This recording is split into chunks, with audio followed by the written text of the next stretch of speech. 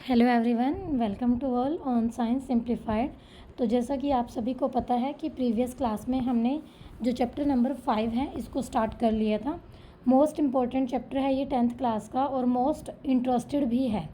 Okay बच्चे, अगर पूरे ध्यान से इस चैप्टर को करते हो, कॉन्सेप्ट हर एक अच्छे से समझते हो तो बहुत इंटरेस्टेड चैप्टर है ये।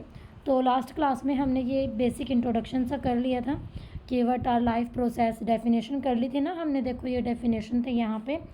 मीन्स अगर मैं सिंपल सी लैंग्वेज में आपको बताऊँ, जिंदा रहने के लिए जो प्रोसेस ज़रूरी होती हैं, ठीक है, for surviving the process which are needed that are called life process. और इकट्ठे मेंटेन करते हैं जो हमारे लाइफ मतलब जो सर्वाइविंग एक्टिविटीज़ जो भी होती हैं, ठीक है, process which together perform this maintenance job our life process. अब इस पैराग्राफ में हमने ये चीज़ पढ़ी थी कि हमने चैप्टर में क्या क्या पढ़ना है। तो ये चैप्टर आपका मेनली 4 पार्ट्स में डिवाइड है, जैसे न्यूट्रिशन, रेस्पिरेशन, ट्रांसपोर्टेशन, एक्सक्रीशन। ठीक है बच्चे, तो 1 बाय 1 करके हमने वो चारों पार्ट्स हैं जो अच्छे से पढ़ने हैं। तो आज हम स्टार्ट करने जा रहे हैं न्यूट्रिशन के बारे में। न्यूट्रिशन का मीनिंग क्या है, बेसिक चीज़ अगर मैं बताऊँ, आप सारा दिन चलते फिरते हो, काम करते हो, जैसे आपने अपने स्कूल में टीचर्स को देखा है पूरा दिन कैसे एक क्लास से दूसरी क्लास में काम करवाया, बोर्ड पे सारा दिन लगे रहते हैं वो, है ना। तो वो सब क्यों कैसे करते हैं, क्योंकि उनके पास वो करने के लिए एनर्जी है। ठीक है बच्चे, और एनर्जी कहाँ से आती है, द फूड वी टेक, खाना जो भी हम लेते हैं। और ये जो सारी प्रोसेसिंग होती है कि हम वो फूड ले रहे हैं, वो एनर्जी में कन्वर्ट हो रहा है, यूटिलाइज कर रहे हैं, दैट इज़ कॉल्ड न्यूट्रिशन। उसको हमने क्या बोला है, न्यूट्रिशन। तो कोई भी काम जब आप करते हो तो आपको एनर्जी की ज़रूरत होती है। पीछे हमने पैराग्राफ पढ़ा, वहाँ पे अच्छे से डिस्कस भी किया था, एटीपी की फॉर्म में एडेनोसिन ट्राइफॉस्फेट। ठीक है बच्चे, फिर वो एनर्जी को यूटिलाइज किया जाता है जितनी भी हमने एक्टिविटी करनी होती है। ठीक है जी, जितने भी हमारे बॉडी है जो फंक्शन करती है, वर्क जो परफॉर्म करती है। अब हमने ये देखना है कि जो सोर्स होता है इस एनर्जी का वो क्या होता है, and how our body will take it, हमारी जो शरीर है उसको वो कैसे लेता है। ठीक है, वो चीज़ हमने समझनी है। तो देखो बच्चे, जो यहाँ पे फर्स्ट पैराग्राफ है ये न्यूट्रिशन का, इसमें जस्ट यही बताया है कि जब हम चलते हैं या फिर बाईसाइकिल को आप लोग राइड करते हो, है ना, चलाते हो, तो एनर्जी वहाँ पे यूज़ होती है। ठीक है बच्चे, इवन अगर आप कोई काम नहीं भी कर रहे ना, तो आप घर पे बिल्कुल फ्री हो, जैसे आप तो पढ़ते हो, अब पढ़ने में ये तो नहीं कोई भारी वेट उठाया है, बैठे हो बस, आपका मतलब मेमोरी है जो, माइंड है जो, वो चल रहा है वहाँ पे, तो उसको भी एनर्जी की ज़रूरत है चलने के लिए। ठीक है, तो इनके सिवा भी कोई और एक्टिविटी भी करते हैं हम, तो वहाँ पे भी एनर्जी की ज़रूरत होती है हमारी बॉडी को, जो उसकी स्टेट है उसको मेंटेन करके रखने के लिए। ठीक है बच्चे, और दूसरी चीज़ क्या होता है, एक तो जिंदा रहना, जिंदा क्यों रहते हैं हम, ग्रो होते हैं हम। ठीक है, तो ग्रोथ के लिए भी एनर्जी की ज़रूरत है, और वो कहाँ से मिलती है, आउटसाइड से हमें जो भी मटेरियल मिलते हैं। ठीक है बच्चे, वो डेवलप होना, सिंथेसिस करना प्रोटीन का या फिर दूसरे सब्सटेंस का, जिनकी हमारी बॉडी को ज़रूरत होती है। तो ये जो सोर्स होता है एनर्जी का या फिर जो मटेरियल्स होते हैं वो क्या होते हैं, द फूड वी ईट, जो हम खाना खाते हैं। उसके बाद है how do living things get their food. अब देखो, फूड हम बोल तो रहे हैं कि एनर्जी हमें फूड से मिलती है, तो आपको ये भी तो पता होना चाहिए कि वो जो लिविंग थिंग्स हैं उनका फूड है जो कैसे लेते हैं। ठीक है, कौन कौन सी प्रोसेसिंग होती है, वहाँ पे लॉट्स ऑफ प्रोसेसेस होती हैं ना फूड का, हमने माउथ से लिया और फिर प्रॉपर प्लेस पर पहुँचने में बहुत सारे पार्ट से होकर जाना पड़ता है उसको, बहुत सारे पाथ आते हैं वहाँ पे बीच में।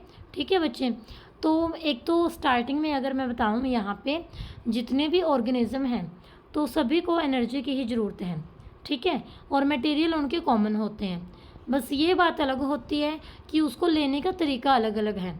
ठीक है बच्चे, कुछ तो सिंपल फूड लेते हैं जिसमें मतलब इनऑर्गेनिक सोर्स हो गया, जैसे इनऑर्गेनिक ये वर्ड जहाँ भी आएगा ना, मतलब ये कार्बन सोर्सेज की बात करेगा, वहाँ पे सिंपल कार्बन एंड वाटर, बस ये साइंस में थोड़ा सा उसको लैंग्वेज को वो करने के लिए यहाँ पे लिख देते हैं इसको इनऑर्गेनिक सोर्स। ठीक है, और ये जो ऑर्गेनिज्म है जैसे ऑटोट्रोप्स हो गए।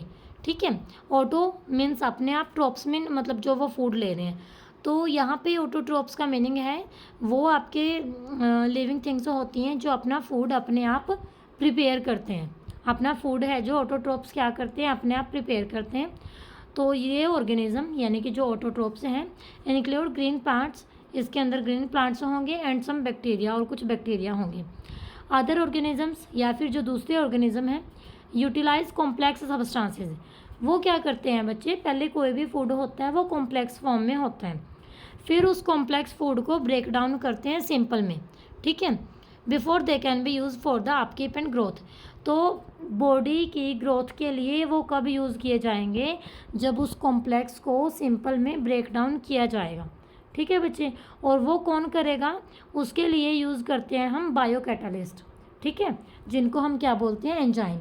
तो एंजाइम वर्ड आपने सुना होगा ना पहले भी। तो बायो कैटालिस्ट यानी कि जो एंजाइम होते हैं वो ये एक्टिविटी करते हैं, मतलब कि कॉम्प्लेक्स फूड को सिंपल में चेंज करना, ओके। उसके बाद है, ये तो हमने ऑटोट्रोप्स की बात कर ली। अब ऑटोट्रोप से दूसरी साइड होते हैं हेट्रोट्रोप्स, जो अपने खाने के लिए दूसरों पर डिपेंड रहते हैं। जो हेट्रोट्रोप्स होते हैं ये क्या करते हैं, डायरेक्टली या फिर इनडायरेक्टली वो ऑटोट्रोप्स पे डिपेंड होते हैं, ठीक है। एक तो होता है कि डायरेक्ट हमें दिख रहा है कि जो लॉयन है सीधा क्या कर रहा है, किसी मतलब दूसरे एनिमल पे डिपेंड है वो, ठीक है। एक है कि वो 2-3 स्टेप से होके जा रहा है, that is called indirectly. Heterotrophs organism जो होते हैं इसमें आपके एनिमल भी आते हैं, फंजाई भी आते हैं, ठीक है बच्चे। उसके बाद है देखो ऑटोट्रोपिक न्यूट्रिशन।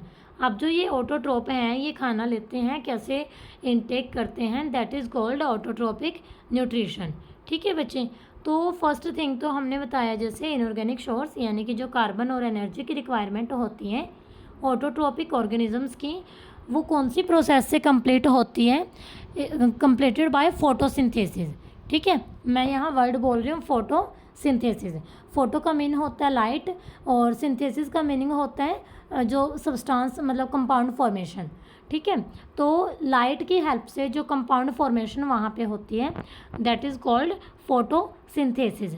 तो फोटोसिंथेसिस एक्चुअली मीनिंग क्या है यहाँ, इसका मतलब ये है कि ये ऐसी प्रोसेस होती है जिसमें आपके जो ऑटोट्रोप्स होते हैं वो सब्सटेंस को आउटसाइड से लेते हैं, मतलब बाहर से लेते हैं, उनको फिर कन्वर्ट करते हैं वो कॉम्प्लेक्स को सिंपल में मतलब, और फिर उसको एनर्जी की फॉर्म में स्टोर कर लेते हैं। एनर्जी की फॉर्म में क्या करते हैं, स्टोर कर लेते हैं। अब अगर आपको पूछा जाए कि मटेरियल को किस फॉर्म में लिया था, तो अभी ऊपर हम बता के आए हैं कि मटेरियल को कार्बन डाइऑक्साइड एंड वाटर की फॉर्म में लिया था, और फिर कार्बन के जो सोर्स होते हैं उसको कन्वर्ट किया जाता है कार्बोहाइड्रेट्स में। तो कंपाउंड बन गया ना एक, ये जिस फॉर्म में बॉडी लेती है, ठीक है। बॉडी कार्बोहाइड्रेट्स, प्रोटीन और फैट की फॉर्म में डाइजेस्ट करती है हमारी, क्योंकि उसके लिए ही प्रॉपर सेल बनी होती हैं। तो carbohydrates are utilise for providing energy to the plant. अब हमने ये पढ़ना है ये कैसे होता है, अगले सेक्शन में पढ़ेंगे हम ये चीज़ें। अब देखो क्या है कि जो कार्बोहाइड्रेट है उनका भी एकदम से यूज़ नहीं किया जाता, ठीक है। ये नहीं है कि कार्बोहाइड्रेट बना और सेल ने उसको तभी यूज़ कर लिया, बल्कि उसको स्टोर किया जाता है स्टार्च के फॉर्म में, ठीक है। क्योंकि स्टार्च जो है वो एक इंटरनल एनर्जी का सोर्स की तरह काम करता है, फिर इसको यूज़ किया जाता है जब प्लांट को ज़रूरत होती है। जब प्लांट को स्टार्च की ज़रूरत होती है तो वो स्टार्च का यूज़ कर लेता है, ठीक है बच्चे। और यही सिचुएशन हम अपने में देखते हैं कि जब हमारे पास हमने एनर्जी स्टोर कर रखी है और जब हमें उसकी ज़रूरत होती है तब हम उसको यूटिलाइज़ कर लेते हैं। और हमारी बॉडी के अंदर जो एनर्जी है ग्लूकोज होता है जैसे, तो वो कौन सी फॉर्म में होती है, ग्लाइकोजन की फॉर्म में।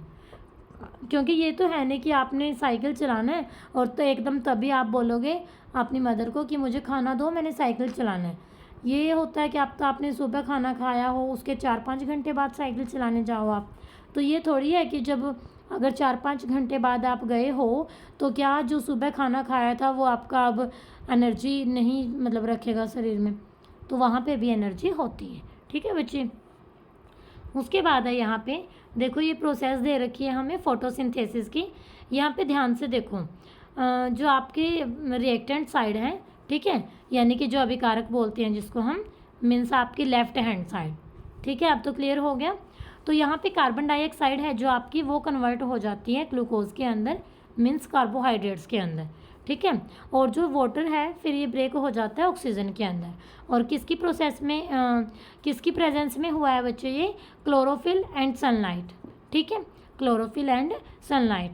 तो हमने यही देखना है कि एक्चुअली क्या होता है, जो फोटोसिंथेसिस की प्रोसेस है इसमें मेनली 3 जो प्रोसेस हैं वो होती हैं, ठीक है। तो 3 क्या क्या होती हैं, आप इसको शॉर्ट में याद कर सकते हो। ACR मतलब पहले अब्जॉर्प्शन होना, C फिर कन्वर्जन होना और R से रिडक्शन होना, ठीक है। ये हमने समझना है अब कि अब्जॉर्प्शन किसका होता है, कन्वर्जन किसका होता है और रिडक्शन किसका होता है। तो ऊपर वाली रिएक्शन को ध्यान से देखो, ठीक है। क्लोरोफिल ने सबसे पहले क्या किया, अब्जॉर्प्शन हुआ है लाइट एनर्जी का, किसने किया है, क्लोरोफिल ने, ठीक है जी। क्लोरोफिल ने क्या किया है, लाइट एनर्जी को अब्जॉर्ब किया है। हो गया आपका फर्स्ट स्टेप यहाँ से। सेकंड क्या हुआ है, वो जो लाइट एनर्जी थी जो क्लोरोफिल ने अब्जॉर्ब कर ली, वो कन्वर्ट होगी केमिकल एनर्जी में। क्यों, क्योंकि स्प्लिट होगा जो वाटर मॉलिक्यूल है हाइड्रोजन और ऑक्सीजन में, ठीक है बच्चे। वाटर का मॉलिक्यूल यहाँ ब्रेक डाउन हुआ है तभी हाइड्रोजन और ऑक्सीजन बने हैं। तो प्लांट्स ऑक्सीजन कैसे देते हैं, समझ आई बात है। हम प्लांट्स को पानी डालते हैं और प्लांट्स हमें ऑक्सीजन देते हैं। देखो कितने मतलब इनका नेचर ने कितना अच्छा वो बना रखा है हमारे लिए, ठीक है बच्चे। थर्ड है reduction of carbon dioxide to carbohydrate. बताया था ना, जैसे ये जो कार्बन डाइऑक्साइड लिखी है, ग्लूकोज क्या है, C6H12O6, this is one form of the carbohydrate. Carbohydrate की क्या है, ये आपकी एक फॉर्म है, ठीक है बच्चे। तो ये 3 स्टेप होते हैं, ACR, अब्जॉर्प्शंस, कन्वर्जन एंड रिडक्शन। तो होप सो आपको समझ आ रहा है, ठीक है बच्चे। ये स्टेप का कोई ज़रूरी नहीं होता कि एक दूसरे के बाद एकदम जल्दी जल्दी से हों, ठीक है। क्योंकि अगर हम डेजर्ट प्लांट की बात करते हैं ना, वो कार्बन डाइऑक्साइड तो क्या पता रात को ले, ठीक है। और जो बीच में इंटरमीडिएट तैयार करना होता है, मतलब जब एनर्जी अब्जॉर्ब होती है क्लोरोफिल की से, वो हमारे पास दिन में होता है। तो ये नहीं है ज़रूरी कि एकदम से होने वाली प्रोसेस है। तो ये हमारे पास क्या होता है, जो प्रोसेस है वो डे नाइट में भी हो सकती है, जैसे डेजर्ट प्लांट। अब हमने देखना है कि हमारे जो कंपोनेंट थे उस रिएक्शन के, वो फोटोसिंथेसिस के लिए कैसे ज़रूरी हैं, ठीक है। और उसके लिए हम समझेंगे लीफ का क्रॉस सेक्शन। क्या समझना है आपने उसके लिए, क्रॉस सेक्शन ऑफ लीफ, ठीक है। मतलब जो लीफ है हमारा है, उसके अंदर क्या क्या पार्ट होते हैं, ठीक है बच्चे। तो ये चीज़ें हमने देखनी है। तो फर्स्ट आप यहाँ से समझो एपिडर्मिस। यहाँ पे डायग्राम देखो आप लोग पहले ध्यान से, ठीक है। माइक्रोस्कोप के साथ ये डायग्राम देखा गया है, फिर इसकी लेबलिंग की गई है। नॉर्मली आप देखोगे तो ऐसे नहीं आपको समझ आएगा ये। तो ऊपर तो आपको नॉर्मल लीफ दिखा रखी है ये, और नीचे उसको पार्ट्स जो माइक्रोस्कोप में हैं वो वाले दिखा रखे हैं, ठीक है बच्चे। तो यहाँ पे ध्यान से देखो आप लोग।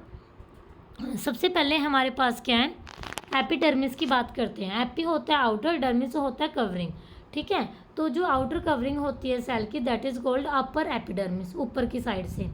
और फिर ये नीचे की साइड से है, इसको बोलते हैं लोअर एपिडर्मिस। 2 बातें होगी क्लियर। उसके बाद आ जाओ लेफ्ट वाली साइड में। लेफ्ट वाली साइड में जो ये सेल है, सेल के अंदर ये जो डॉट से बने हुए हैं, ये डॉट सेल ऑर्गेनेल से ही हैं, ठीक है। जैसे आपके माइटोकॉन्ड्रिया एक सेल ऑर्गेनेल है, तो ये होता है आपका क्लोरोप्लास्ट। क्या होता है बच्चे, ये आपका क्लोरोप्लास्ट होता है, ठीक है। और क्लोरोप्लास्ट के मतलब क्लोरोफिल के लिए जो ज़रूरी है, इसी के अंदर क्लोरोफिल की प्रोसेस मतलब क्लोरोफिल होता है ना, ठीक है बच्चे। उसके बाद है यहाँ पे जो आपका क्लोरोप्लास्ट है, और यहाँ पे एयर का स्पेस होता है, ठीक है। और फिर आपके ये दिखा रखिए गार्ड सेल, जहाँ से आपका जो प्रोसेसिंग होती है ऑस्मोसिस के डिफ्यूज़न की, वो टेक प्लेस करती है, ठीक है बच्चे। और यहाँ पे हैं ये वस्कुलर बंडल्स, और ये हमें दिखा रखे हैं टिश्यूज़, फ्लोएम, जाइलम। जाइलम जो होता है आपका वाटर ट्रांसपोर्टेशन का काम करता है मेनली, फ्लोएम आपका मिनरल का एंड फूड का करता है, ठीक है बच्चे। फिर ये सेंटर में है, इसको लिखा है मिडरिब, और लीफ ब्लेड यानी कि जो ये ऊपर की कवरिंग होती है, और यहाँ पे वेन दिखा रखी है, ठीक है बच्चे। अब आपको थोड़ा बहुत आइडिया हो गया होगा कि इसमें क्या क्या है। तो देखो यहाँ पे थ्योरी में भी आप लोग इसको देख लो कि केयरफुली अगर हम देखते हैं लीफ को अंडर द माइक्रोस्कोप, तो हम क्या नोटिस करते हैं, some cell contain green dots. तो कुछ सेल में क्या होते हैं, ये ग्रीन डॉट्स होते हैं। These green dots are cell organelles. ये जो ग्रीन डॉट होते हैं ये सेल ऑर्गेनेल्स होते हैं। इनको हम क्या बोलते हैं, क्लोरोप्लास्ट, क्योंकि इनके अंदर क्या होता है, क्लोरोफिल। अब एक एक्टिविटी भी की है इन्होंने कि जो क्लोरोफिल है वो फोटोसिंथेसिस के लिए ज़रूरी होता है। तो देखो सिंपल सी एक्टिविटी है ये। Take a potted plant with variegated leaves, ठीक है। वेरीगेटेड लीव्स का मीनिंग क्या होता है बच्चे, जैसे एक ही लीव में 2-3 कलर जब होते हैं, जैसे मनी प्लांट देखा है आपने, सबके घर पे मोस्टली होता ही है, तो ग्रीन के साथ थोड़ा येलो भी होता है, बीच में से वाइट भी होता है, that is called variegated plants. ये देखो 5.2 में ये फिगर दिखा रखी है कि ग्रीन के साथ थोड़ा बहुत लाइट या डार्क शेड में और कलर का भी होना, ठीक है। और क्रोटन्स एग्जाम्पल इसने भी देखो मनी प्लांट ही लिया है, मैंने तो अभी देखा ही। Keep the plant in a dark room for 3 days। Plant को है ना अंधेरे कमरे में रख दो 3 दिन के लिए, ठीक है। तो पहले तो उसके पास जो स्टार्च था वो उसका यूज़ करेगा। जैसे हमारे पास एक दिन खाना ना मिले तो पहले तो जो पिछली एनर्जी है उससे हमें काम चल जाता है, ठीक है। तो ऐसे ही इनकी एनर्जी स्टार्च के फॉर्म में होती है। अब क्या करना है, keep the plant in sunlight for about 6 hours। फिर उस प्लांट को आपने 6 घंटे के लिए सनलाइट में रखना है। Pluck a leaf from the plant, ठीक है। एक पत्ता तोड़ के उसका ग्रीन एरिया है जो उसको मार्क करना है और उनको एक पेपर पे ट्रेसिंग करनी है, छापना है, मतलब सेम ऊपर रख के। Dip the leaf in boiling water for a few minute. अब उस पत्ते को आपने उबले हुए पानी में डालना है कुछ मिनट के लिए, एंड उसके बाद आपने उसको डुबोना है जो बीकर में जहाँ अल्कोहल है, और फिर उस बीकर को आपने रखना है वाटर बाथ में और उसको हीट करना है जब तक वो अल्कोहल है ना जो उबलना शुरू ना हो जाए। What happens to the colour of the leaf. जो लीफ है इसके कलर का क्या होगा। What is the colour of solution, solution का कलर क्या होगा। Now dip the leaf in a dilute solution of iodine for a few minutes. ये बोल रहा है कि जो वो पत्ता था उसको कुछ टाइम के लिए कौन से सोल्यूशन में डालो, आयोडीन के सोल्यूशन में। अब आपने उसको लीफ को बाहर निकालना है, रिंस ऑफ करना है, आयोडीन मतलब जब तक नहीं निकल जाता। फिर जो कलर है ना उसका वो ऑब्जर्व करना है, ठीक है बच्चे। तो जो डायग्राम 5.2 देख रहे हो ये आफ्टर स्टार्च टेस्ट है, ठीक है बच्चे। तो यहाँ पे देखो, यहाँ पे हम क्या कंक्लूजन निकालते हैं कि प्रेजेंस ऑफ स्टार्च है जो वो कैसे ज़रूरी होती है, ठीक है जी। अब हम स्टडी करेंगे कि प्लांट हैं जो कार्बन डाइऑक्साइड को कैसे ऑब्टेन करते हैं, ठीक है बच्चे। तो ये 9th क्लास में आपका शेल टिश्यू वाला चैप्टर आया था, वहाँ पे आपने अच्छे से पढ़ा भी है कि स्टोमेटा का कंसेप्ट होता है, ठीक है। स्टोमेटा हमारे पास क्या होते हैं, छोटे छोटे पोर्स होते हैं जो लीव्स के सरफेस पे प्रेजेंट होते हैं, जैसे आप लोग डायग्राम में देख भी रहे हो स्टोमेटा पोर्स, ठीक है। इनमें से होता क्या है, ये पोर्स की ज़रूरत क्यों होती है। जितने भी गैसियस एक्सचेंज होते हैं ना, गैस का अंदर जाना, अंदर से बाहर जाना, वो पोरस में से ही होता है। अब गैस क्यों अंदर बाहर जा रहे हैं ये सोचो, ये फोटोसिंथेसिस के लिए जा रहे हैं। फोटोसिंथेसिस का मीनिंग ही क्या है, हमारे पास वाटर से ऑक्सीजन बन रही है, कार्बन डाइऑक्साइड से कार्बोहाइड्रेट बन रहे हैं, तो कुछ अंदर गया है कुछ बाहर भी निकला है, गैसियस का एक्सचेंज हुआ है ना। तो गैसियस को अंदर से बाहर या बाहर से अंदर जाने के लिए पाथ भी चाहिए है, तो वो पाथ इन्हें कौन दे रहा है, that is provided by the stomata, ठीक है बच्चे। अब हमारे पास क्या होते हैं कि ये यहाँ पे बहुत इंपॉर्टेंट होती है बात, गैसेस का जो एक्सचेंज होता है स्टेम के सरफेस से होता है, रूट से होता है और लीव्स से भी होता है, ठीक है बच्चे। लेकिन अगर हम बात करें जो स्टोमेटा है ना, इसमें से वाटर लॉस बहुत ज़्यादा होता है। वाटर लॉस बहुत ज़्यादा होने की वजह से जो प्लांट है पोर्स को इनको ओपन कर लेता है, जब इसको कार्बन डाइऑक्साइड की ज़रूरत नहीं होती, ठीक है, वो उसको क्या कर लेता है, क्लोज़ कर लेता है उसको, ठीक है। उसके बाद क्या होता है यहाँ पे, एक कभी ये जो स्टोमेटा है ओपन होते हैं, कभी क्लोज होते हैं, ठीक है। और ये स्टोमेटा को ओपन और क्लोज करने के लिए भी तो कोई होना चाहिए। जैसे सपोज आप लोग किसी सोसाइटी में रहते हो, आप कभी रात को 2 बजे आते हो, कभी 3 बजे आते हो। अब सोसाइटी में एक गार्ड होता है, वो गार्ड है ना गेट को बंद ही करके रखेगा ताकि सोसाइटी में जो दूसरे लोग रह रहे हैं उनको कोई नुकसान ना हो, कोई और ना घुस जाए, कोई जानवर ना घुस जाए, ठीक है। तो क्या होता है, जब आप आए वो गार्ड गेट को खोलेगा, जब आप गए मतलब तभी भी खोलेगा, फिर बंद भी करेगा। तो जैसे सोसाइटी के गार्ड ओपनिंग और क्लोजिंग का काम करते हैं ना गेट की का, इसी तरह गार्ड सेल भी होती हैं, गार्ड सेल ओपनिंग और क्लोजिंग का काम करती हैं। और ये जो गार्ड सेल होती हैं जब इनके अंदर पानी आता है तो फूल जाती हैं, स्टोमेटापोर ओपन हो जाती हैं, और जब पानी निकल जाता है श्रिंक होती हैं तो ये बंद हो जाती हैं, ठीक है। श्रिंक मतलब सिकुड़ जाना। जैसे आप लोग यहाँ डायग्राम में देख रहे हो, जो आपका बी डायग्राम है ये क्लोज स्टोमेटा है और जो ए डायग्राम है वो आपका ओपन स्टोमेटा है, ठीक है बच्चे। होप सो आपको समझ आ रहा होगा। अब ये एक्टिविटी है मतलब ये देखने के लिए कि सनलाइट है जो ज़रूरी होती है, तो ये तो आप अपने घर पे भी ट्राई कर सकते हो, कोई बड़ी बात नहीं है इसमें करना, ठीक है। तो ये चीज़ें आप लोग खुद कर लिया करो, 10th क्लास में हो चुके हो। तो यहाँ पे देखो क्या है, अभी हमने बात करनी है कि जो ऑटोट्रोप्स हैं वो एनर्जी अपनी कहाँ से लेते हैं, कैसे एनर्जी की रिक्वायरमेंट को कंप्लीट करते हैं, ठीक है। उनको एनर्जी के साथ साथ दूसरे रॉ मटेरियल की भी ज़रूरत होती है अपनी बॉडी को बिल्ड करने के लिए, ग्रोथ करने के लिए, ठीक है बच्चे। तो प्लांट्स क्या करते हैं, क्या करते हैं हम बेसिकली पानी डालते हैं ऊपर से, वो पानी सोयल में जाता है, सोयल से वो रूट में जाता है, वो वाटर है जो उसका यूज़ किया जाता है फोटोसिंथेसिस में, ठीक है। कैसे किया जाता है, सोयल से लिया है, सोयल से कैसे लिया है, रूट ने दिया है, ठीक है। और जो दूसरे मटेरियल होते हैं जैसे नाइट्रोजन हो गया, फॉस्फोरस, आयरन वगैरह हो गया आपका, ये कहाँ से लिए जाते हैं, ये सोयल से लिए जाते हैं, ठीक है बच्चे। तो फोटोसिंथेसिस की प्रोसेस में सभी तरह के मटेरियल्स हैं जो यूज़ किए जाते हैं, वो हमने देखना है कि कौन सा कैसे यूज़ किया जाता है। नाइट्रोजन है जो वो असेंशियल एलिमेंट है, बहुत ज़रूरी है, जो सिंथेसिस ऑफ प्रोटीन या फिर अदर कंपाउंड्स के लिए मोस्ट इम्पॉर्टेंट होता है। और ये किस फॉर्म में लेता है इसको, इनऑर्गेनिक नाइट्रेट्स या फिर नाइट्राइट्स हम बोल सकते हैं इसको। और ऑर्गेनिक कंपाउंड को किस फॉर्म में लेता है, ऑर्गेनिक कंपाउंड कौन प्रिपेयर करता है, बाय बैक्टीरिया, ठीक है। और कैसे, जो हमारी एटमॉस्फेरिक नाइट्रोजन होती हैं, नाइट्रोजन फिक्सेशन पढ़ के आए हो ना, 8th क्लास में टॉपिक है ये आपका बहुत इंपॉर्टेंट, नाइट्रोजन साइकिल। तो उसमें यही चीज़ है सारी, बैक्टीरिया कैसे वो करता है, सोयल से लेता है और उसको फिर कैसे एटमॉस्फेयर में यूटिलाइज़ किया जाता है, ठीक है जी। ये था हमारा ऑटोट्रोप्स के बारे में। अब हम डिस्कस करेंगे जो हेटरोट्रोपिक न्यूट्रिशन है, ठीक है बच्चे। अब हेटरोट्रोपिक न्यूट्रिशन में क्या होता है, तो जो ऑर्गेनिजम्स है जो एनवायरनमेंट से अडेप्ट करते हैं, मतलब कि जो डिपेंड करता है उनका किस टाइप का वो फूड है जो वो लेते हैं, और फूड वो कहाँ से मिलता है और वो कैसे लेते हैं, ठीक है बच्चे।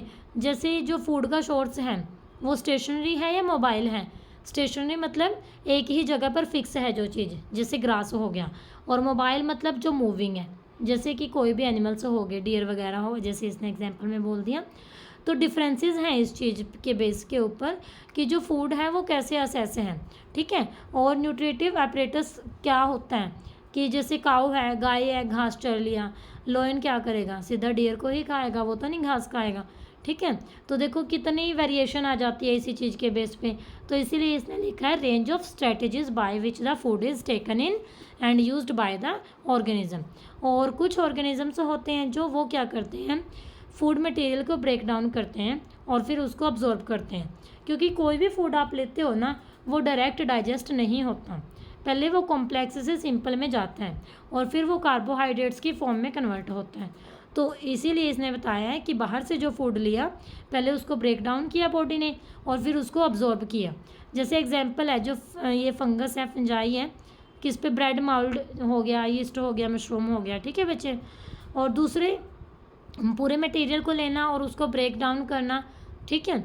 और हमारे पास क्या है, हम क्या ले सकते हैं ऐसा कि वो ब्रोक डाउन जब करते हैं, जो भी हम लेते हैं मतलब, और जब उसको ब्रोक डाउन करते हैं, तोड़ते हैं, तो जो ऑर्गेनिज्म है उसकी बॉडी के डिज़ाइन पे भी डिपेंड करती है ये चीज़, और उसकी फंक्शनिंग पे भी डिपेंड करती है, ठीक है बच्चे। और जो दूसरे ऑर्गेनिज्म हैं, ठीक है, वो जो न्यूट्रिशन लेते हैं, जो प्लांट से लेते हैं, मतलब ये एनिमल से लेते हैं, उनको मारे बिना, ठीक है। कुछ ये ऑर्गेनिज्म भी होते हैं और वो पैरासाइटिक बोलते हैं हम इनको। तो ये कैसे करते हैं, जैसे ना ये कैस्केटा वगैरह होता है आपका, अमरबेल वगैरह, कि दूसरे उस पे रहते हैं, जैसे प्लांट्स पे रहते हैं ये, मतलब दूसरी जगह से ही अपना फूड अब्जॉर्ब करते हैं, वहीं पे रहते हैं और वहीं से लेते हैं, ठीक है। टिक्स हो गया, लाइस, लीचीज, ये टेप वर्म्स वगैरह, ठीक है बच्चे। मतलब कि पैरासाइटिक कौन से होते हैं, जहाँ पे रहते हैं वहीं से फूड लेते हैं, ठीक है बच्चे। This is heterotrophic nutrition. अब हमने देखना है कि ऑर्गेनिज्म अपना न्यूट्रिशन कैसे लेते हैं, ठीक है। यहाँ जैसे ये अमीबा का दिखा रखा है न्यूट्रिशन है जो बहुत इंपॉर्टेंट है ये बच्चे। तो देखो क्या होता है यहाँ पे, ये अमीबा का न्यूट्रिशन का थोड़ा सा 9th क्लास में भी आता है और ये पहले आपने 8th में भी पढ़ा ही है ना। तो देखो क्या है हमारे पास, जो फूड होता है या फिर फूड को जो लेने का तरीका होता है सभी ऑर्गेनिजम्स में डिफरेंट डिफरेंट होता है। ठीक है बच्चे, क्योंकि अलग अलग ऑर्गेनिज्म की बॉडी डिज़ाइन के ऊपर डिपेंड करते हुए उनका जो डाइजेस्टिव सिस्टम होता है वो भी अलग अलग होता है। ठीक है जी। अगर सिंगल सेल ऑर्गेनिज्म की बात करते हैं तो उसमें जो फूड है, ठीक है, वो सिर्फ जो उसका अंदर वाला सरफेस है वहाँ पे चला जाता है, पूरा जो सरफेस है एंटायर। लेकिन अगर कॉम्प्लेक्स ऑर्गेनिज्म की बात करते हैं तो उसमें फूड लेने की जो प्रोसेस है वो भी कॉम्प्लेक्स हो जाती है। उसके जो डिफरेंट पार्ट हैं वो वहाँ पे अलग अलग फंक्शन है जो प्ले करते हैं, स्पेशल बन जाते हैं वो वहाँ पे। जैसे अमीबा की हम बात करते हैं, अमीबा फूड को लेता है, फिंगर लाइक एक्सटेंशन होती हैं सेल सरफेस की, ठीक है, या जिसको हम बोलते हैं फूड वैक्यूल्स। क्या बोलते हैं उसको? Food vacuole. तो वहाँ पे ये फूड को लेता है और फूड वैक्यूल के अंदर जब चला जाता है, फूड वैक्यूल के अंदर क्या होता है, जो कॉम्प्लेक्स सब्सटेंस होते हैं वो सिंपल में टूट जाएंगे और फिर वो कहाँ चले जाएंगे? साइटोप्लाज्म में। कहाँ चले जाएंगे बच्चे? वो साइटोप्लाज्म। नाम याद रखना है कौन सी प्लेस वो है, ऑर्गेनेल है। और जो रिमेनिंग अनडाइजेस्टेड मटेरियल हो गया वो सेल के सरफेस से होता हुआ बाहर निकल जाता है। ठीक है बच्चे। ये सूडोपोडिया, देखो पहले ये न्यूक्लियस है, फूड पार्टिकल लिया, ये सूडोपोडिया होते हैं। ये जो ऊपर और नीचे से दो स्ट्रक्चर आगे आई है ना, सूडोपोडिया होता है फाल्स तरीके से, मतलब ये हमें लगता है कि इस तरीके से है। फिर फूड वैक्यूल्स में गए फूड पार्टिकल और फिर उसकी इंजेक्शन हुई है, मतलब वो बॉडी के अंदर गए हैं। ठीक है जी। तो जो रिमेनिंग अनडाइजेस्टेड मटेरियल होता है वो सरफेस है जो सेल के सरफेस से बाहर निकल जाता है। उसके बाद अगर पैरामेशियम की बात करते हैं, पैरामेशियम में क्या होता है, ये भी आपका यूनिसेलुलर ऑर्गेनिजम्स होते हैं और जो इसकी सेल होती है इसके डेफिनेट शेप होती हैं और फूड को स्पेसिफिक स्पॉट पे लेता है ये, मतलब एक फिक्स प्लेस होता है। फूड है जो उस स्पॉट से मूव करता है, सीलिया की मूवमेंट होती है और जो एंटायर सरफेस को क्या करती है बच्चे? कवर करती है। ओके जी, this is all about organisms nutrition. अब हम पढ़ेंगे nutrition in human beings, most interested. ठीक है, क्योंकि अभी ये आपकी बात है ना, अब बड़ा मज़ा आएगा आपको समझ आएगा कैसे आप खाते हो, फिर अंदर क्या क्या होता है। ठीक है बच्चे, तो पूरी कंसंट्रेशन के साथ बने रहना है। अगर क्लास देखते देखते थोड़ा फेडअप हो गए हो, 2-4 मिनट के लिए क्लास रोक दो, बीच में पानी का गिलास पी लो, ठीक है, 1-2 मिनट के लिए टहलाओ बाहर जाके और दोबारा से रिस्टार्ट कर दो इसको, तब ज़्यादा अच्छे से समझ आएंगे। बट अगर इंटरेस्ट आपका कंटिन्यू है फिर कोई ज़रूरत नहीं है ब्रेक लेने की, स्टे कनेक्टेड विद मी। ठीक है, मैं भी तो करवा ही रही हूँ ना। तो देखो बच्चों यहाँ पे क्या है, न्यूट्रिशन है ह्यूमन बींग्स में। ठीक है, अब ह्यूमन्स बींग में न्यूट्रिशन के लिए जो पाथ होता है that is called alimentary canal. Alimentary canal जिसको मतलब क्या है कि एक ये लॉन्ग ट्यूब होती हैं जो आपके माउथ से लेकर, यानी कि सबसे ऊपर वाले हिस्से से लेकर सबसे नीचे वाले हिस्से तक कनेक्ट होती हैं, यानी कि माउथ टू एनस। ठीक है, यहाँ पे आप देख भी सकते हो डायग्राम इसका, ये रहा। ठीक है जी, माउथ टू एनस दिख रहा है ना सभी को, माउथ कहाँ लिखा है और एनस कहाँ लिखा है, सभी बच्चों को दिखाई दे रहा है ना ये। ठीक है बच्चे, तो एलिमेंट्री कैनाल होती है एक लॉन्ग ट्यूब होती है जो माउथ से एनस तक होती है। ठीक है, अब यहाँ डायग्राम में आप लोग देख रहे हो कि इसके क्या होते हैं, डिफरेंट डिफरेंट पार्ट्स होते हैं। ये जो ट्यूब होती है इसके क्या होते हैं बच्चे? डिफरेंट डिफरेंट पार्ट्स होते हैं। इसके अंदर हमारा जो फूड है 1 बाय 1 सभी पार्ट से पास होता है, वहाँ पे उसकी प्रोसेसिंग होती है। तो अलग अलग जो रीज़न है उनका फंक्शन है जो वो भी अलग अलग है। ठीक है, तो हमने तो बस ये पता है कि हमने माउथ में खाना लिया, उसके बाद बॉडी जाने अपने काम कैसे हो रहे हैं। तो देखो अब हमने ये डिस्कस करना है यहाँ पे, तो ध्यान से पहले सुनो। हम क्या करते हैं, बहुत टाइप के फूड लेते हैं, सुबह से शाम तक सोचो आप क्या क्या खाते हो। ठीक है, सुबह क्या पता आपने नाश्ते में पोहा ले लिया, दोपहर को आपने राइस ले लिए, रात को आपने रोटी ले ली, बीच में आप बाहर गए पिज़्ज़ा खाया है, कभी आपने लिक्विड में जूस ले लिया, कभी आपने फ्रूट ले लिए। तो सोचा है कभी कि अंदर कितनी प्रॉब्लम होती होगी इस, कभी कुछ कभी कुछ कभी कुछ, अंदर तो कन्फ्यूज़न बहुत रहती होगी कि अब तो ये आ गया इसको कैसे डाइजेस्ट करोगे हैं। तो देखो इंटरेस्टेड है, वही मैं बोल रही हूँ, इंटरेस्टेड है ये। ठीक है, तो अलग अलग टाइप के फूड हम खाते हैं, लेकिन अंदर तो भाई पाथ तो एक ही है उसका जाने का, डाइजेस्टिव ट्रैक क्या है आपका, एक है। ठीक है बच्चे, तो नेचुरली क्या होता है, जो फूड होता है हमारा वहाँ से क्या होता है, जो पहले माउथ में हमारे पास क्या होते हैं, सलाइवा होता है। ठीक है, सलाइवा मतलब जैसे कई बार देखा आप बोलते हो ना, किसी चीज़ को देखकर मुंह में पानी आ गया, वो जो पानी आप बोलते हो दैट इज़ कॉल्ड सलाइवा। ठीक है, लार भी जिसको बोल देते हैं हम। तो सबसे पहले क्या होता है, फूड है जो पार्टिकल जनरेट होते हैं, छोटे छोटे पार्टिकल बन जाते हैं उसके। ठीक है, वो कैसे बने हैं, क्योंकि हमारे माउथ में टीथ हैं, टीथ का काम क्या होता है, क्रशिंग करना, तोड़ना उसको। हमारे टीथ ने क्रशिंग कर दी फूड की, वो स्मॉल पार्ट में डिवाइड हो गया। ठीक है बच्चे, अब जो कैनाल है उसकी लाइनिंग जो होती है, लाइनिंग मतलब एक लेयर, इंटरनल लेयर जो उसकी, वो सॉफ्ट होती है। सॉफ्ट होती है मतलब कि जो आपने खाना ले रखा था ना, वो वेट हो जाएगा आपका, यानी कि वो थोड़ा बहुत गीला हो जाएगा, थोड़ा बहुत स्मूथी हो जाएगा वो। अगर वो स्मूथी हो गया तो उसका जो पाथ है वो भी स्मूथ हो जाएगा। ठीक है बच्चे, जैसे एक तो सिंपल चपाती है, उस चपाती को आपकी मदर कई बार चूर के दे देती है, उसके टुकड़े बना के दे देती है, बीच में उसमें घी डाल देती है, तो कितना चिकना चिकना हो जाता है वो। इन द सेम वे, ठीक है, तो जब हम कुछ भी खाते हैं तो हमारे मुंह में जैसे पानी आ गया, तो वो पानी नहीं होता, वो सलाइवा होता है। सलाइवा कहाँ से निकलता है, सलाइवा निकलता है सलाइवरी ग्लैंड से। फर्स्ट लाइन लिख लो अगर नोटबुक लिए बैठे हो। सबसे पहले क्या होता है, saliva is secreted by salivary gland. ठीक है बच्चे, दूसरी बात क्या होती है, जो फूड हम लेते हैं, जो फूड हमारी बॉडी के अंदर जाता है, वो कॉम्प्लेक्स नेचर का होता है। उसका नेचर क्या होता है बच्चे, कॉम्प्लेक्स नेचर का वो होता है। ठीक है, अगर हमारे पास एलिमेंट्री कैनाल इसको अब्जॉर्ब करती है, तो वो उसको कॉम्प्लेक्स को नहीं अब्जॉर्ब करती, पहले उसको स्मॉलर मॉलिक्यूल में तोड़ना पड़ता है। ठीक है, और मैंने अभी ऊपर भी बताया था आपको, कॉम्प्लेक्स को सिंपल में तोड़ने के लिए एंजाइम काम करते हैं। ठीक है, बायोलॉजिकल कैटलिस्ट जिसको हम बोलते हैं, तो वो क्या होते हैं, एंजाइम। तो पहला काम किसने किया था, सलाइवा ने किया था, उसको स्मूथ बनाया था। ठीक है, सेकंड काम किसने किया है यहाँ पे, बायोलॉजिकल कैटलिस्ट, जो क्या है, एंजाइम है हमारे। ठीक है बच्चे, क्या हो गया, जो आपने फूड लिया वो सिंपल भी हो गया, उसका एलिमेंट्री कैनाल के अंदर जो पाथ है वो भी स्मूथ हो गया। अब जो सलाइवा हमारा है, इसके अंदर एक एंजाइम होता है, सलाइवा के अंदर क्या होता है, एंजाइम होता है, उसको क्या बोलते हैं, सलाइवरी अमाइलेज।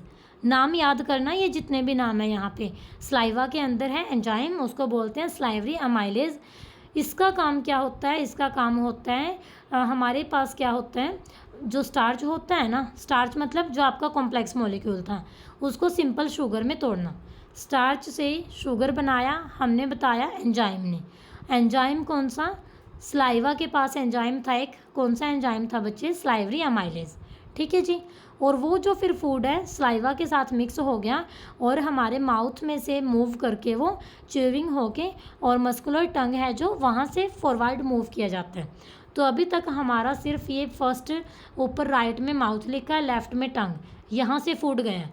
अब आगे लिखा है ओसियोफेगस, डायग्राम में देखो आगे क्या लिखा है, ओसियोफेगस। ओसियोफेगस सेकंड नेम होता है फूड पाइप का। ओसियोफेगस क्या होता है, फूड पाइप का ही सेकंड नेम होता है। ठीक है बच्चे, तो आपका देखो अभी तक हमने क्या पढ़ा, मैं दोबारा से रिपीट कर रही हूँ। आपने खाना लिया, मुंह में आपके खाना गया, तो सबसे पहले क्या होता है, फूड है जो आपका, सलाइवा क्या करेगा उसको, थोड़ा बहुत स्मूथ कर देगा। ठीक है, वेटी कर देगा उसको, ताकि उसका पाथ है जो जो हमारी एलिमेंट्री कैनाल है, इसकी जो लाइनिंग है वो स्मूथ हो जाती है, और पाथ है जो वो सिंपल हो जाता है। फिर दूसरा क्या हुआ है, हमारे पास जो हमने फूड लिया था वो कॉम्प्लेक्स फूड था, उसको सिंपल में तोड़ना होता है, वो काम कौन करेगा, एंजाइम करेगा। ठीक है, और एंजाइम कहाँ से आता है, जो सलाइवा होता है उसके पास होता है सलाइवरी अमाइलेज। अब वो सलाइवरी अमाइलेज क्या करता है, कॉम्प्लेक्स में जो स्टार्च थी ना उसको ब्रेक कर देगा शुगर में। सिंपल फूड में क्या होता है, शुगर होता है। ठीक है, और फिर मिक्स हो जाएगा सलाइवा के साथ और मूव करेगा वो अराउंड द माउथ, और च्यूइंग करेंगे हम उसकी, चबाएंगे कैसे, साथ में हमारी टंग काम करेगी। ठीक है बच्चे, इतना क्लियर है आप सभी को, बस अब इसका थोड़ा ही रहता है। ठीक है, अब ये ज़रूरी होता है कि जो फूड है हमारा एक सही तरीके से मूव करे। ठीक है, डाइजेस्टिव ट्यूब में जो हमारा फूड है वो सही तरीके से मूव करे, प्रोसेस है जो इसकी प्रॉपरली हो हर एक पार्ट में। लाइनिंग है जो कैनाल की, उसकी जो मसल्स हैं वो क्या करती हैं, खाने को आगे पुश करती हैं, और उसके लिए वो कॉन्टीन्यूसली कंट्रैक्ट होती रहती हैं। ठीक है बच्चे, और ये जो हमारी मूवमेंट होती हैं ये गट के अलोंग ही होती हैं, यानी कि जो ट्यूब है उसके अलोंग होती रहती हैं। ठीक है बच्चे। अब माउथ से क्या हुआ, जो हमारा खाना स्टमक में चला गया फूड पाइप से या फिर ओसियोफेगस से। अब स्टमक की बात करेंगे, स्टमक के अंदर क्या काम होता है। स्टमक हमारा एक लार्ज ऑर्गन होता है। जब इसके अंदर फूड एंटर किया ना, लार्ज ऑर्गन होने का ये फ़ायदा हो गया, तो ये एक्सपेंड हो जाता है। जैसे ही खाना आया ये एक्सपेंड हो गया। और जो मस्कुलर वॉल होती हैं स्टमक की, ये हेल्प करती हैं फूड को मिक्स करने में। ठीक है, फूड हमारा मिक्स होता रहता है क्योंकि वहाँ पे हमारे पास क्या होते हैं, डाइजेस्टिव जूसेस होते हैं। ठीक है, स्टमक का काम हो गया यहाँ से कंप्लीट। अब जो डाइजेशन होता है स्टमक के अंदर, उसको क्या करते हैं, ध्यान में रखा जाता है। वहाँ पे स्टमक की वॉल के साथ है जो गैस्ट्रिक ग्लैंड प्रेजेंट होती हैं। ठीक है, गैस्ट्रिक ग्लैंड का क्या काम होता है, अब ये हाइड्रोक्लोरिक एसिड रिलीज़ करती हैं, जो सबसे ज़्यादा ज़रूरी होता है। ठीक है, क्योंकि हाइड्रोक्लोरिक एसिड क्या होता है, एक हमारे पास ना प्रोटीन डाइजेस्टिंग एंजाइम होता है, इसका नाम होता है पेप्सिन। ठीक है, क्या बोला है मैंने, प्रोटीन को डाइजेस्ट करने वाला एक एंजाइम होता है। इनके एंजाइम्स के नाम अच्छे से याद कर लेना बच्चे, इसको पूरे को लिखना है। ठीक है, लाइन टू लाइन लिखना है इसको। तो प्रोटीन डाइजेस्टिंग एंजाइम होता है जिसका नाम क्या है, पेप्सिन है, और म्यूकस। ठीक है बच्चे, तो वहाँ पे क्या होता है, ये दोबारा सुनो। हमारे पास क्या होता है, स्टमक के अंदर डाइजेशन जब होती है तो ये ध्यान रखा जाता है कि जो गैस्ट्रिक ग्लैंड प्रेजेंट होती हैं हमारे स्टमक में पहले तो, और ये गैस्ट्रिक ग्लैंड है जो हाइड्रोक्लोरिक एसिड रिलीज़ करती हैं। एक प्रोटीन डाइजेस्टिंग एंजाइम होता है पेप्सिन और म्यूकस। अब ये हाइड्रोक्लोरिक एसिड अगर है तो एसिडिक मीडियम बनेगा, मतलब प्रिपेयर होगा वहाँ से, और ये जो एसिडिक मीडियम है ये क्या करेगा, पेप्सिन एंजाइम है जो उसके ऊपर काम करेगा। ठीक है बच्चे। और दूसरा एसिड जो है इसका एक और काम होता है, हमारे जो फूड है ना इसको ये रेगुलेट करता रहता है। कई बार बेसिक फूड जो हम खाते हैं, अब थोड़ा आगे आएगा ये इसके बारे में अच्छे से, वहीं पे बताऊंगी। चलो, अब जो म्यूकस से होता है इसका काम क्या होता है, जो स्टमक की इनर लाइनिंग है उसको प्रोटेक्ट करना एसिड से। ठीक है, नॉर्मल जो कंडीशन होती है, कई बार एसिड वहाँ ज़्यादा होता है तो उसको म्यूकस प्रोटेक्ट करता है, जैसे एसिडिटी जब बोल देते हैं होती है। ठीक है, वही बात आगे देखो कि आपने सुना है ना एसिडिटी के बारे में, तो ये वही तो होती है हमारे पास। देखो क्या है, जो हमारा फूड का एग्जिट हुआ है अब स्टमक से, इसको रेगुलेट कौन करता है, एक मसल होती है हमारी। मसल का काम क्या होता है, ये हमारी रिलीज़ होती है, कहाँ खुलती है, मतलब स्मॉल अमाउंट्स में स्मॉल इंटेस्टाइन के अंदर। एक्चुअली जो कंप्लीट डाइजेशन का काम होता है वो स्मॉल इंटेस्टाइन के अंदर ही होता है। फूड का कंप्लीट डाइजेशन आपका कहाँ पे होता है, स्मॉल इंटेस्टाइन के अंदर। ठीक है, अब यानी कि जो स्मॉल अमाउंट है स्मॉल इंटेस्टाइन के अंदर एंटर कर गया वहाँ पे। ठीक है बच्चे, स्टमक से वो स्पिंचर मसल से जाके स्मॉल इंटेस्टाइन में चला गया। ठीक है बच्चे, अब हमारे पास क्या होता है, नाम है इसका स्मॉल इंटेस्टाइन, होती है वैसे ये लॉन्ग। ठीक है, ये लॉन्गेस्ट पार्ट होता है एलिमेंट्री कैनाल का, जिसको फिट किया होता है मतलब एक बिल्कुल अच्छे तरीके से कॉम्पैक्ट स्पेस में, मतलब। ठीक है, और वहाँ पे कूलिंग भी रहती है। जो लेंथ होती है स्मॉल इंटेस्टाइन की, एनिमल्स में उनके फूड की वैरायटी के ऊपर डिपेंड करते हुए वेरी करती है, मतलब चेंज होती रहती है वो। जो हेर्बीवोर्स होते हैं ना, जो सिर्फ ग्रास खाते हैं, उनकी है जो स्मॉल इंटेस्टाइन लॉन्गर होती है। ठीक है, क्योंकि सेलुलोज को डाइजेस्ट करना होता है और वो थोड़ा मुश्किल होता है, तो वहाँ पे लॉन्गर होती हैं। और जो मीट होता है ना उसको ईजियर है डाइजेस्ट करना, तो कार्निवोर्स और टाइगर की हमारे पास शॉर्टर होती हैं। ठीक है, अब देखो स्मॉल इंटेस्टाइन के बारे में बताएगा ये साइट है कंप्लीट डाइजेशन की, मतलब कार्बोहाइड्रेट, प्रोटीन और फैट के लिए। ये क्या करती है, सिक्रेशन होता है लीवर या फिर पेनक्रियास से इस पर्पज़ के लिए। तो जो खाना स्टमक से आया था वो एसिडिक था, अब उसको एल्केलाइन बनाना है, बेसिक बनाना है। किसके लिए बनाना है, वो कैसे बनेगा, पैनक्रियाटिक एंजाइम वहाँ पे काम करेगा। ठीक है, और लीवर से होता है एक बाइल जूस, वो भी इसके साथ काम करेगा फैट्स के ऊपर। अब फैट कहाँ पे प्रेजेंट होती हैं, आपके इंटेस्टाइन के अंदर प्रेजेंट होती हैं वो आपकी, जो क्या करती हैं एंजाइम के लिए मतलब काम करती हैं उस पर। अब जो बाइल जूस है आपका, बाइल सोल्ट है जो उनको ब्रेक डाउन करेगा, और एफिशिएंसी है जो एंजाइम की वो बढ़ाएगा कि वो और ज़्यादा काम कर सके। इमल्सिफाइंग एक्शन होता है ना जैसे आपके शॉप का डर्ट पे, ये सेम वैसे ही होता है। अब यहाँ से इम्पोर्टेंट ये है कि जो आपका पैनक्रियाज है वो सिक्रेट करता है पैनक्रियाटिक जूस, उसमें एंजाइम होता है ट्रिप्सिन। ठीक है। पैनक्रिया में कौन सा एंजाइम होता है बच्चे, यहाँ पे जूस में ट्रिप्सिन होता है, जो प्रोटीन डाइजेस्ट के लिए और लाइपेज के लिए ज़रूरी होता है। ठीक है, ब्रेक डाउन करते हैं जब फैट को। और जो वॉल होती है आपकी स्मॉल इंटेस्टाइन की, इसके अंदर ग्लैंड प्रेजेंट होती हैं जहाँ से जूस बनते हैं, इंटेस्टाइनल जूस। ठीक है बच्चे, अब जो एंजाइम वहाँ पे प्रेजेंट था फाइनली वो कन्वर्ट हो जाता है, किस में कन्वर्ट करता है, प्रोटीन को अमीनो एसिड में, कॉम्प्लेक्स कार्बोहाइड्रेट को ग्लूकोज के अंदर, और फैट को फैटी एसिड में एंड ग्लिसरॉल में। तो यही चाहिए था ना हमें। अब आपकी जो बॉडी है वो डाइजेस्ट कर लेगी खाने को। ठीक है, तो एंजाइम्स ने क्या कर दिया, प्रोटीन को अमीनो में, कॉम्प्लेक्स कार्बोहाइड्रेट को ग्लूकोज में, और फैट को फैटी एसिड एंड ग्लिसरॉल में।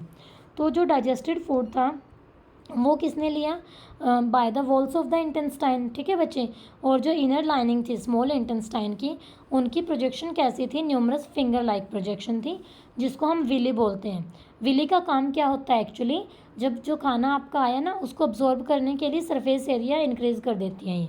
ठीक है, और विली क्या करती हैं, ब्लड वेसल्स की सप्लाई भी करती हैं फूड अब्जॉर्ब करने के बाद हर एक सेल को।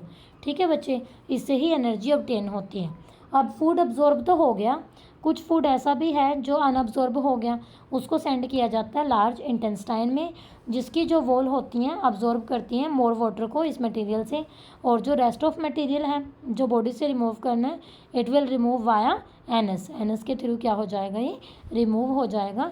और जो एग्जिट होता है इस वेस्ट मटेरियल का, उसको कौन रेगुलेट करता है, जो आपकी एनाल की स्पिंचर मसल्स होती हैं। ठीक है बच्चे, तो this is all about nutrition. लंबी क्लास होगी but it is important question, हम नेक्स्ट क्लास में देखेंगे। And thank you very much, stay connected with science simplified.